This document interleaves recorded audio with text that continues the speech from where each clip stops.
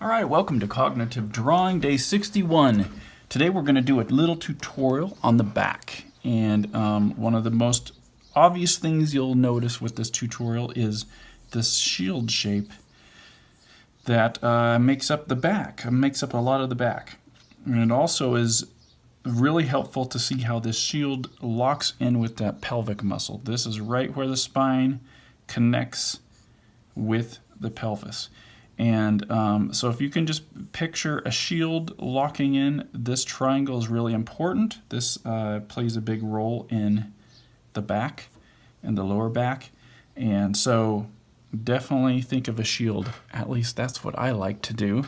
So let's just do this tutorial, okay? So we have our egg head. And you know, I see some people doing the circle and then extending it. That's fine, however you want to do that.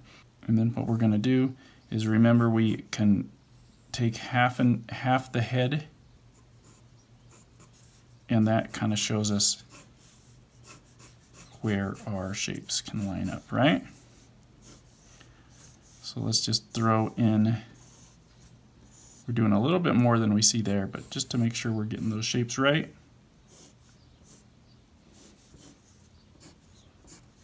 Okay, so now we have our head, spine, our box for the rib cage, and our box for the pelvis. Okay, now we're going to do the same thing again. We have our head. Oh boy, kind of a bad circle there, bad oval. Let's just draw this down. We'll divide that up. Okay, we got our basic boxes now and head.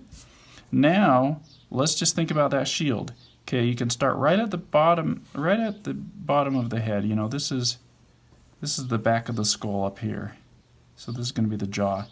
But just start, it kind of goes right up to that point. Remember, this is the back. The front goes down differently. So draw that, and we're just extending that, okay? From the points of this box. And if you don't have a box, if you have a circle here, you'll just have to kind of eyeball it from the bottom of that head oval out. And then remember, we're trying to form a triangle right here in the pelvis, okay? Because that's where everything connects. And so we're going to just take this shield and cut down through this just a little bit. Something like that, okay? It can be, mine's a little bit more sticking out like that, which however you want to draw it is fine. I mean, remember, every body shape is different. And then we'll just angle in this just a little bit as well, this box. This kind of helps us give us a guide for the butt cheeks, if we extend it a little lower here. But this triangle, always keep that triangle in mind, okay? Now we're going to just continue this. First, let's start with our head, our wobbly drawing of a head, that line all the way down. We're going to put in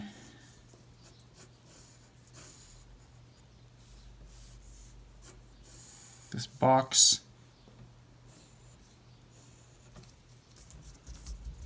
Okay.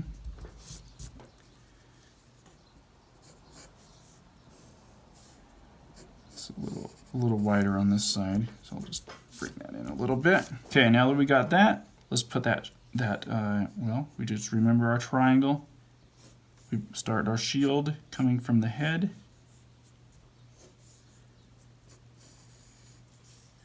Just try to get that shield shape in there so we know exactly where it connects to the pelvis.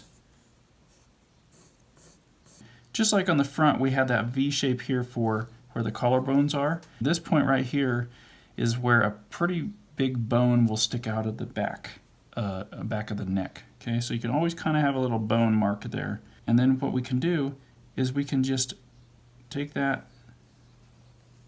we can just visualize the back of the skull up here, and we're just going to draw lines which will make the neck, but not only will it make the neck, it will give us a really good guide if we could continue downwards to where these shoulder blades are. See?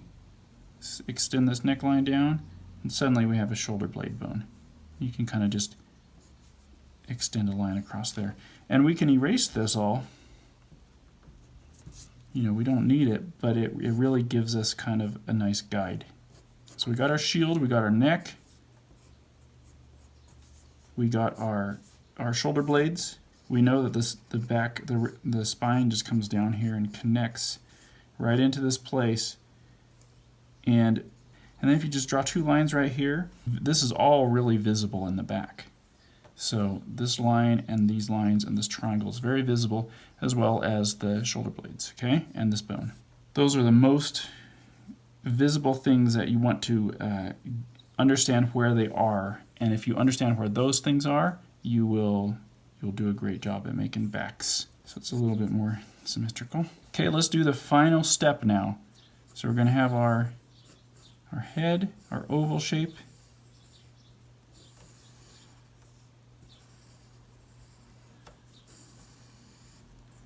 We're going to throw in our boxes, which I am drawing very crooked. Now, what's the first thing to think about? Well, this shield comes down right into that pelvic bone. And then this triangle is very important. We have our little lines here to connect everything. These lines are more important than just, this isn't just for boxy guides. These lines are actually, you actually see those on the back. See, you can see them right here. Okay, so we'll get the back of the skull, and we'll extend this neck down.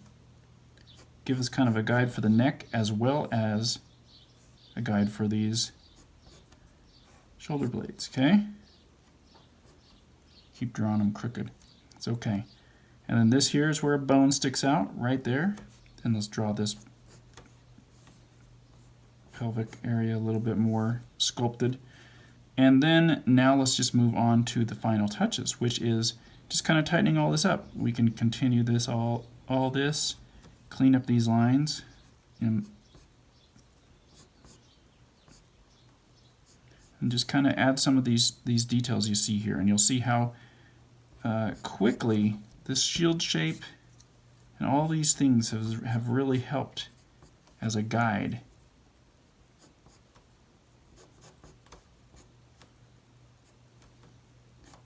Look at that, we're using that shield almost exactly like we sketched it. You can get rid of that box. I'm just going to get rid of more of these construction lines. We'll leave that in there.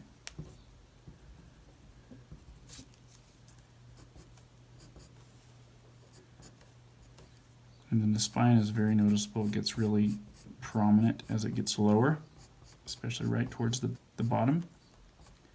These lines are prominent, and then we can just kind of throw some fat in there. You don't need to have any fat there, but this kind of fills in that place. Remember, these bones kind of stick out, so the fat will go up to that bone, and then what's right here? Remember that pelvis.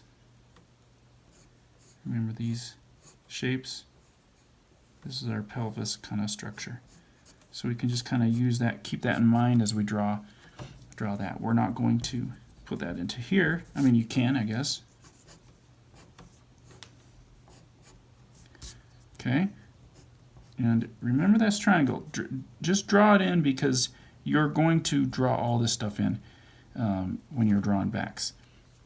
So just leave that in there. And look at that. We have ourselves a pretty decent back with just building upon just basic shapes. Nothing really fancy we're doing here, and it's a pretty realistic back. So there you go. Let's cut down some of this fat. Okay, so we got our guy drawn. All right, well, thanks for watching. I hope you learned a little bit from this, and also teach this to someone else. Take a piece of paper and show someone how you can draw a back, and try to teach it to them, because then you will really understand how to do it yourself. I want to help all aspiring artists become the artist of their dreams. Hi, I'm artist Jason Brubaker, and Cognitive Drawing is a learn-to-draw workbook unlike anything you've ever seen. This workbook solves a difficult problem. How can artists learn to draw anything quickly without spending a fortune? I've spent 3 years developing this workbook to accomplish that goal, and I'm excited to finally share it with all of you.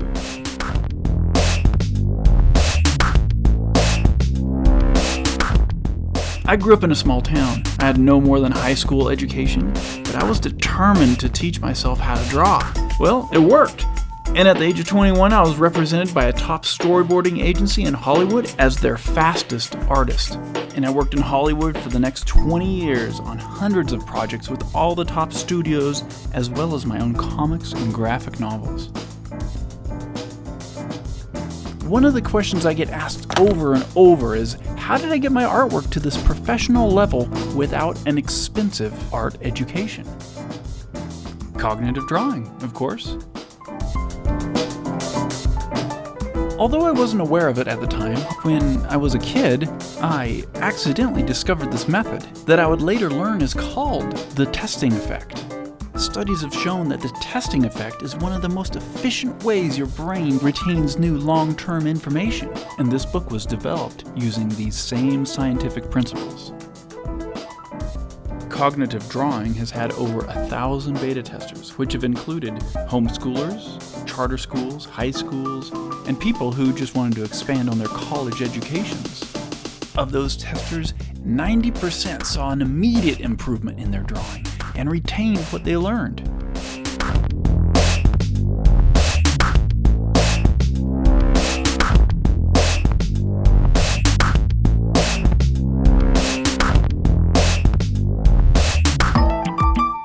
Over the course of 90 days, I'll be teaching you the techniques that made me the artist that I am.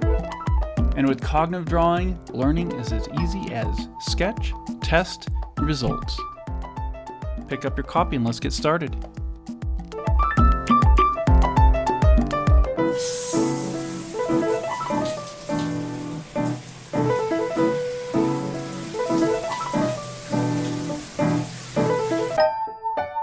If you're wondering if it'll work for you, feel free to download the sample worksheets and try it out for yourself.